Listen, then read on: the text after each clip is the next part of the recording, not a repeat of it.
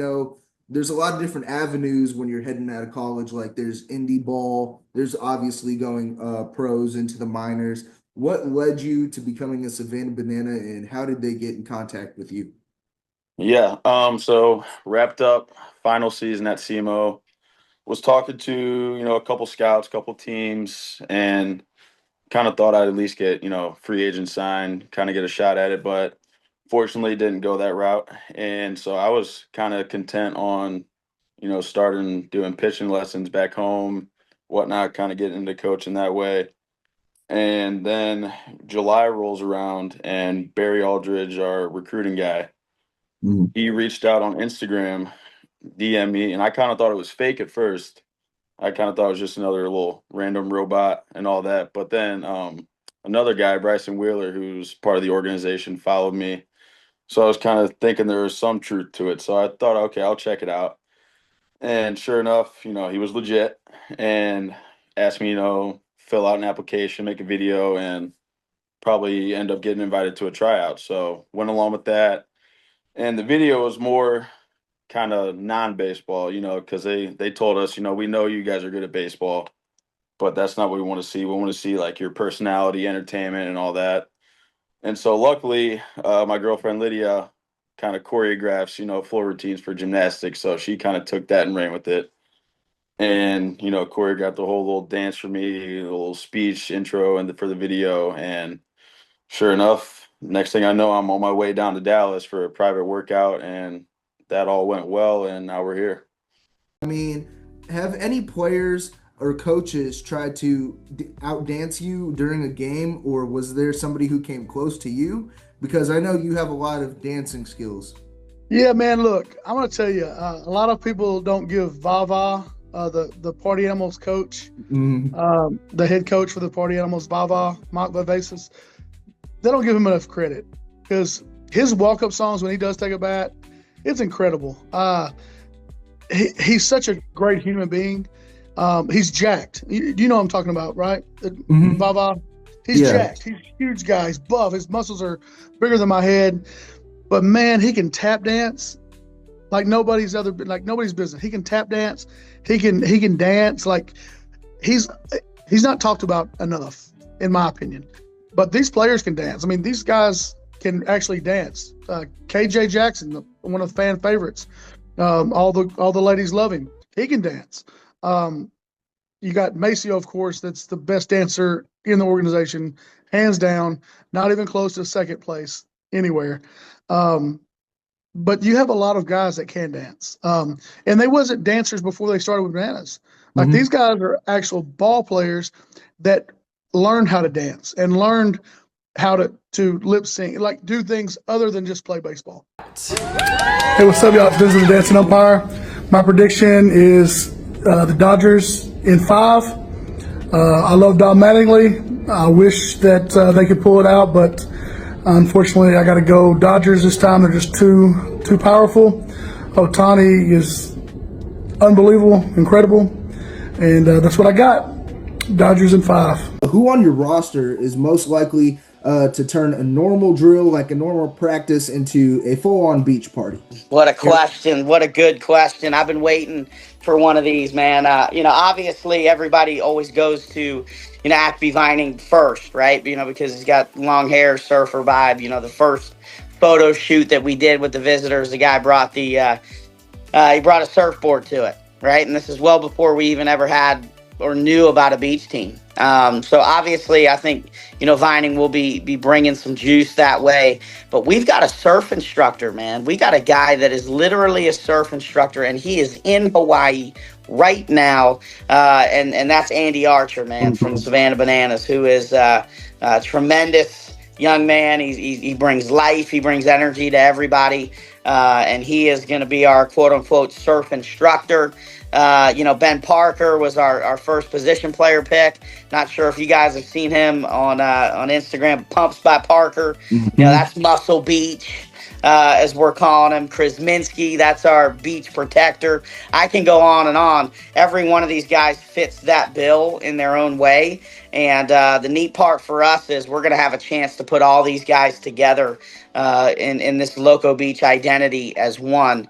And each and every one of them are going to be in their lanes getting after it. So I'd say Archer, Vining, and Parker right out of the gate, are going to be some guys that'll be leading some charges. But everybody else on this list, man, all these guys, they all bring some sort of beach vibe to them. And we're going to let those gifts shine all year long. But which Texas Tailgater player is most likely to surprise you mid-broadcast with something absolutely chaotic or insane? And how do you prepare for something like that?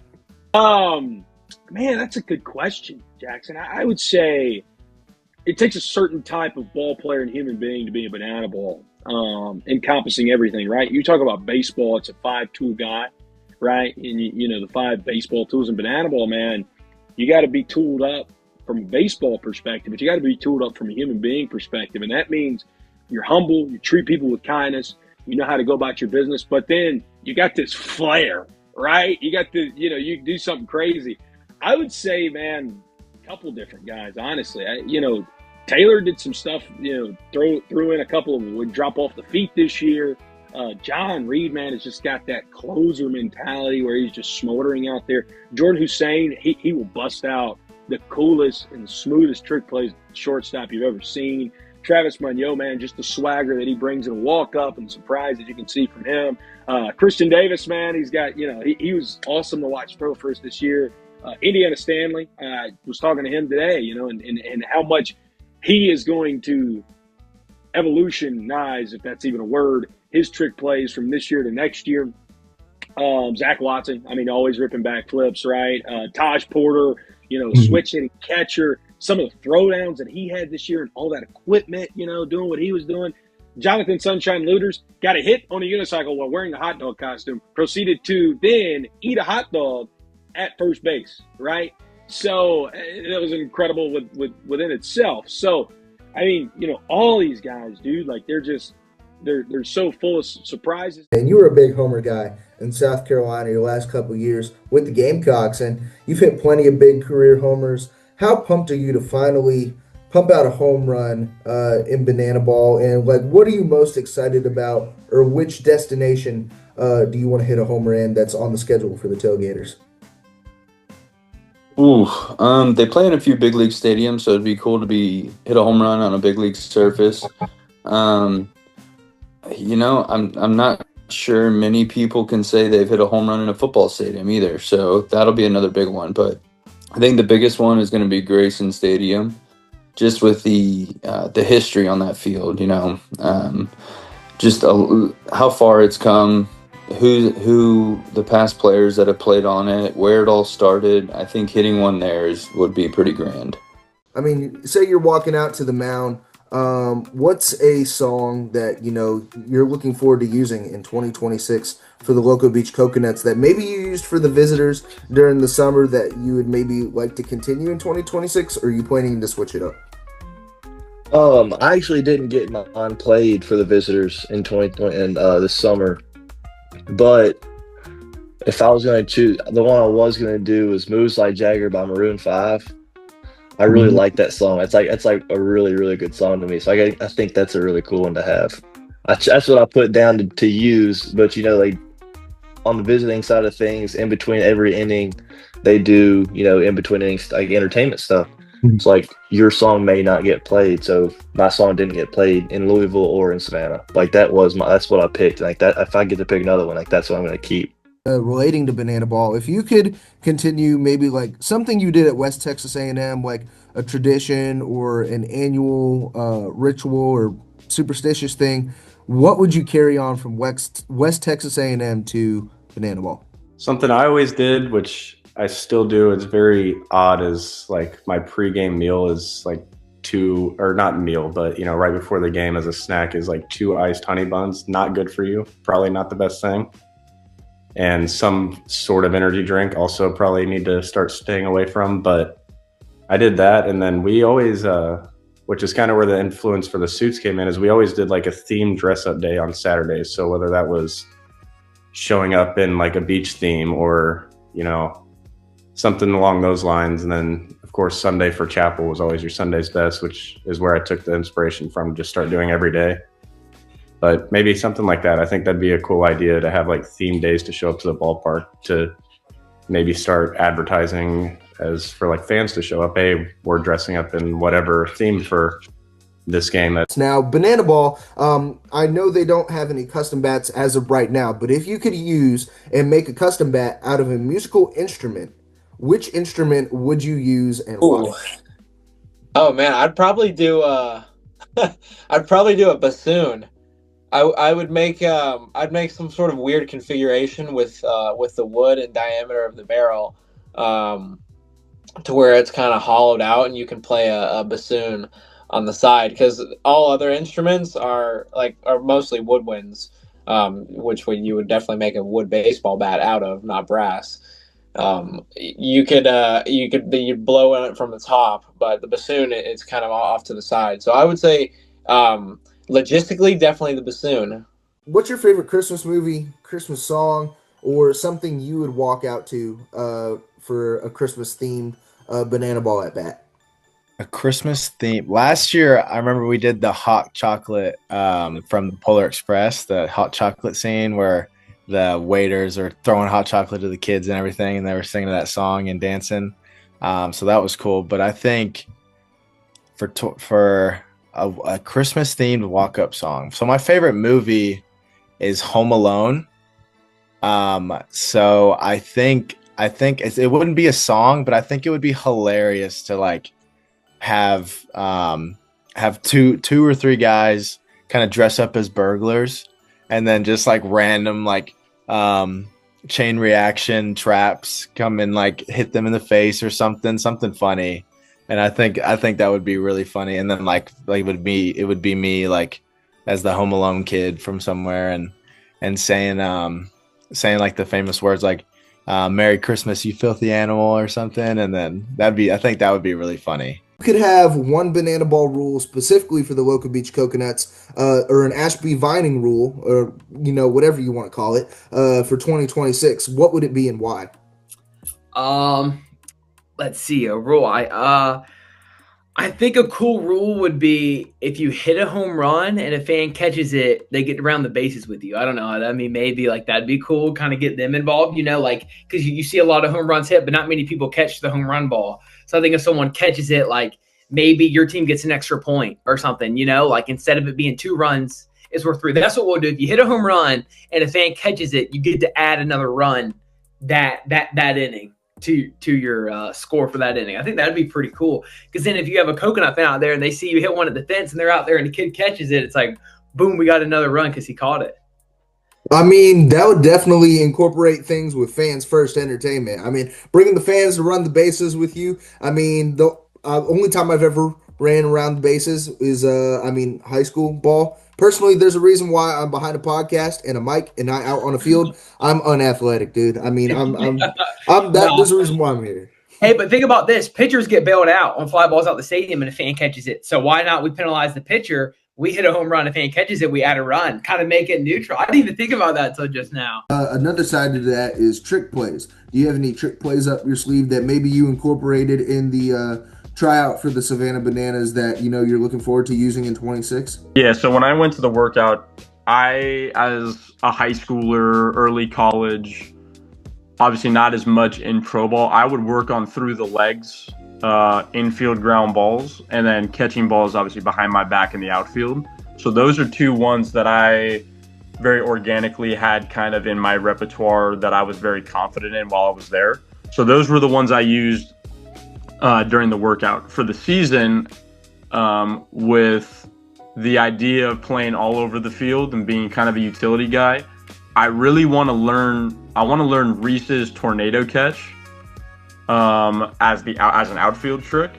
When it comes to like either playing first or playing like a corner infield spot, that's where I want to learn like the spin cycle one that I've seen a lot of guys use.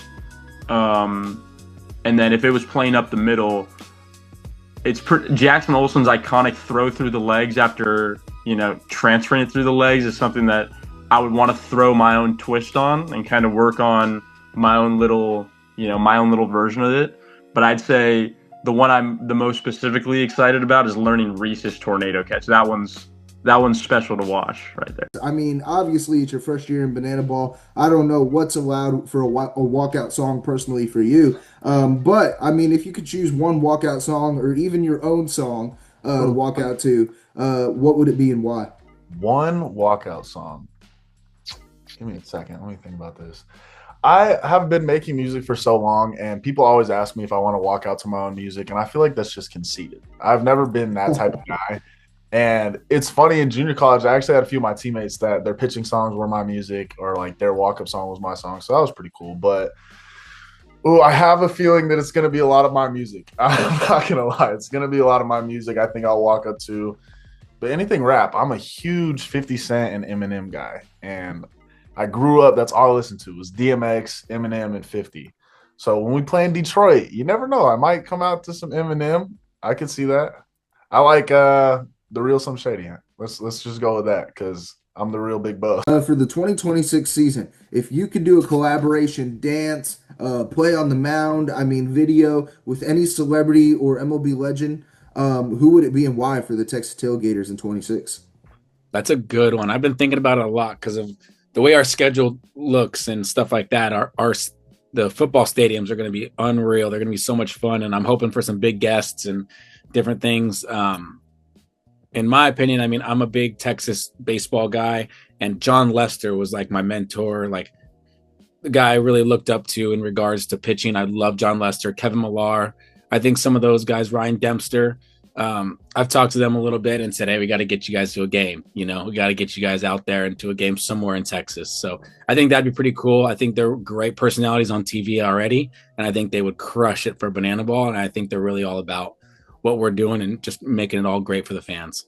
How do you flip the switch from, I guess, traditional baseball to entertainment baseball, and what do you do differently when you're calling games for the Firefighters? I think the biggest thing with me is my style kind of fit this a little bit better, right? I grew up really idolizing and looking up to the likes of Kevin Harlan, Gus Johnson, Ian Eagle, and these are guys who weren't the quote unquote traditional. Yes, they were in the sense of like they were on the traditional games. They had a lot of traditional things, but these are guys who weren't boxed in. If they saw something that was exciting in the first quarter, they were going to call it like it was exciting. If they saw something that was exciting, like Ian Eagle is the broadcaster for the Nets, if they're playing the Timberwolves and Kevin Garnett throws a big dunk, he's going to call it like it's an exciting thing. I always like that because that's kind of who I was in general. I was always the kid that was getting told not to talk in class because I talked too much. I was always very loud. And so when I was doing some more traditional broadcasting things, yes, I could do it and I felt confident in it, but sometimes you feel like there's a little bit more of your personality you can show. And so being here has helped me just a little bit to find my personality more so on the air, be able to show that and have confidence in that. How you prepare for that is you just prepare for anything, right? You prepare for, yes, what they do in between the white foul lines, and you see what the players can do, but you also are prepared for if there's a trick play, you better be ready for it. And I got a pretty big lesson on that my first weekend when we turned a triple trick play, double play in game 2 in Richmond. And it was something that blew my mind. I'd never seen anything like that before. Right. So there's a lot of things you have to be prepared for, but the biggest thing is just be prepared for anything and everything. I want to ask you, what are you most looking forward to in 2026 with the Coconuts? Yeah, watching Coach Croc do his thing in the draft pretty early, I kind of started to realize what he was doing. And, obviously he got the best available talents, but the personalities are really going to mesh. When I just saw okay, there's Peyton, there's Ashby, there's Brewer, the foundation of the Visitors' personality was those 3 names were huge in what we were doing. And then you go on to add, a big catching bat, some studs, an outfielder that's built like a bodybuilder doing backflips. And then we finally get in a group chat as a team, and it's just buzzing. We had our first meeting of the year, and I can tell you there wasn't a shirt on that Zoom. It was beach style all around. And before going into it, obviously we had planned it. I had told some of the guys, said, knowing Croc, his shirt's going to be off pretty quickly. and just our vibes, we're clicking already. We haven't even got to meet each other, some of the guys that are new to this, but I can tell you, we're going to be a group that is tight knit. We're going to work really hard together. We're going to have a lot of fun together. And the personalities, what Croc stands for, we're all going to buy into. It's not about us. It's about the fans. It's about family and just doing things the right way every day. I love the way Croc says it. He just calls it laying it down. And what that means, it's not about us. It's not about hitting 300. Lay it down for the fans. Give it to the game. Just do things the right way and see what happens. And it's so much easier just to get results that way rather than to try to, meticulate every detail. I need to hit 2 hits tonight. I need to get 3 hits. Nothing productive happens that way when you start to try to control the uncontrollables. You just got to go out there and play and do things the right way. And that's what Croc believes in. And that's what we're going to do. I want to ask you if you can create a glove, since you're a pitcher, out of any sort of material that's not really baseball related, what would you create a glove out of and why? Does it have to be usable? Like, do I have to be able to use it, or is it just like a cool glove? Usable. Let's go with usable. Okay.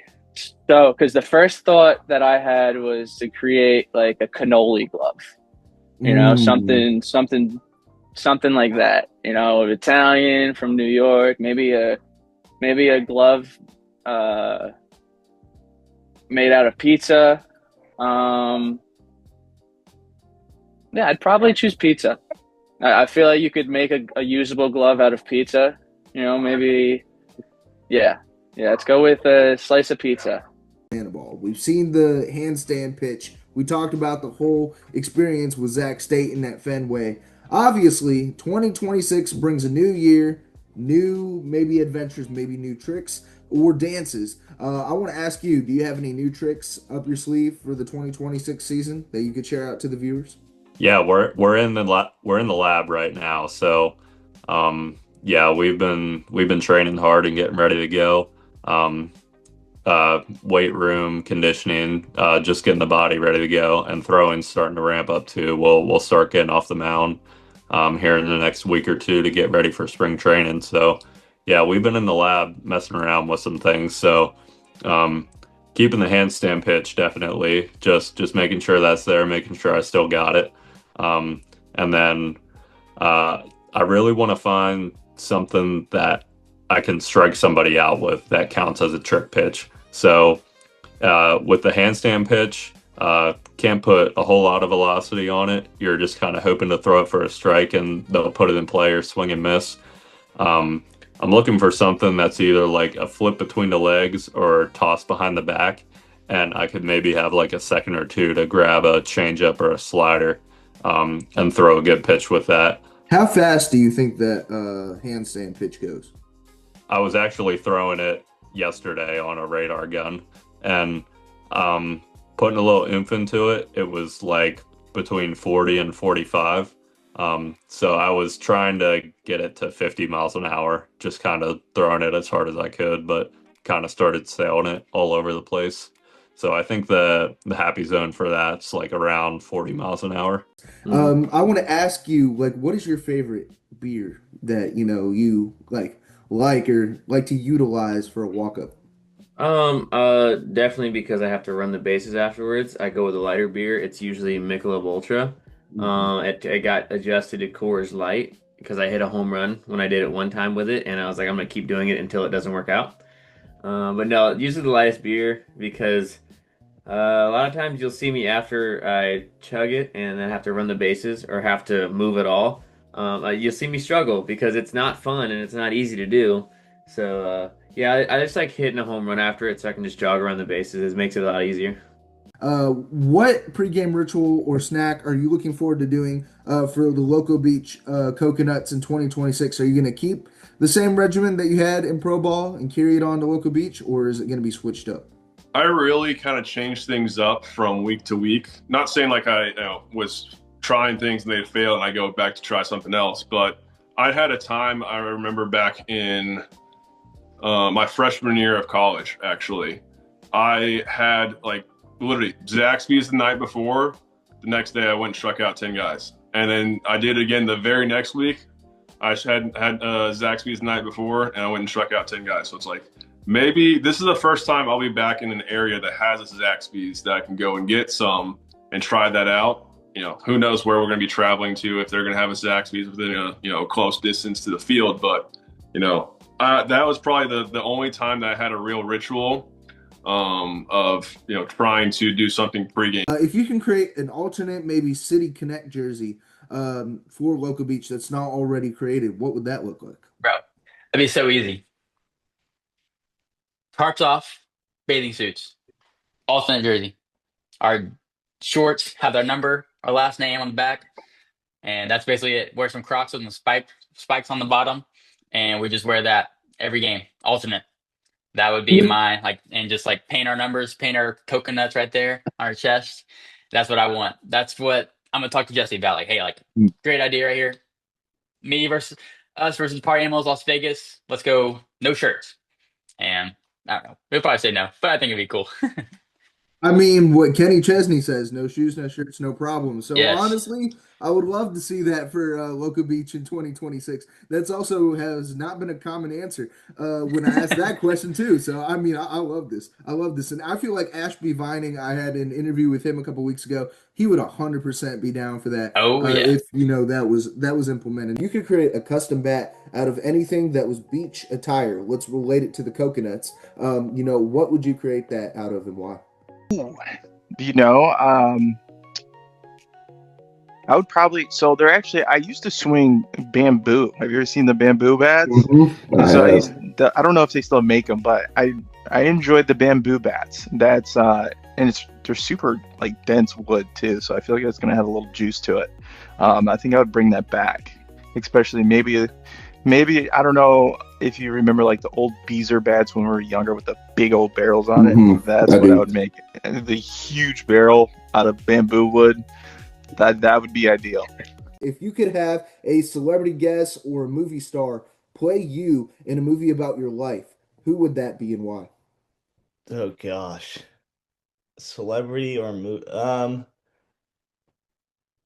I'd probably say Zac Efron. I don't know. I'm honestly not a huge movie guy, but I think just from seeing I think it was the Iron Claw, and just his physique in that was pretty sick.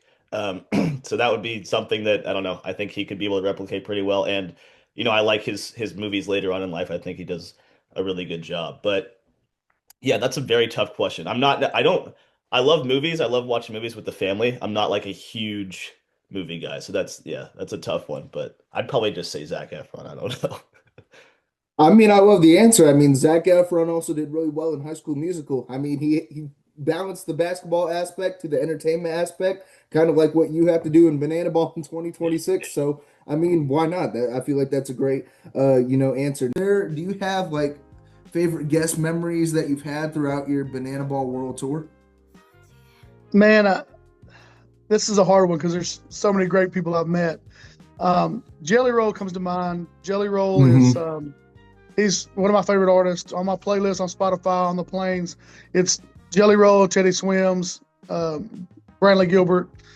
So meeting Jelly Roll was pretty special, but I met Brantley Gilbert. He's a stand-up guy. I got to meet John Cena, heck of a person. I just met Adam Wainwright, Wayno, this past weekend. Oh, yeah. And he is just an amazing person, humble. Doesn't have to be. He's a millionaire. He played 18 seasons with St. Louis. He doesn't have to be humble. But him and his wife were so awesome and talked to me, and come to find out we have a mutual friend. And, it's pretty cool to have people that don't have to be humble, don't have to speak to us, do it. And I've met so many. Will Clark, heck of a guy. He's rough around the edges, but a great guy. I could go on and on, man. So I would say the one that sticks out the most is definitely Jelly Roll. Got to meet him backstage, talked to him for about 45 minutes. Just what he does, he had a lifestyle back in the day, changed his life around. Now he mentors these people that's in prison and letting them know that you can change your life too.